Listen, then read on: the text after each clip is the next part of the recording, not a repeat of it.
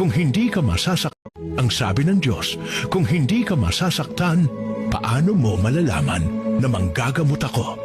Kung hindi ka malungkot, paano mo malalaman na kaibigan mo ako?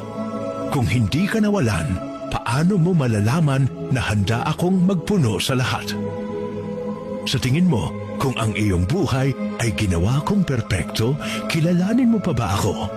Anak, minsan kailangang mabasag ang puso mo para makita mong ako lang ang tunay na buo. Minsan, kailangan kang mawalan para maunawaan mong ako ang lahat sa iyo.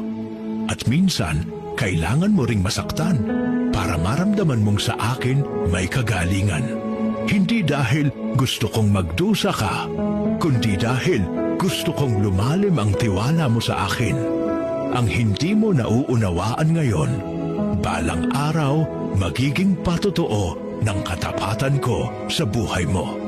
Ang mga pagtitiis sa kasalukuyan ay hindi maihahambing sa kaluwalhatiang ihahayag sa atin. Sa bawat luha may layunin, sa bawat kawalan may kapalit, at sa bawat paghihirap may Diyos na hindi sumusuko sa iyo.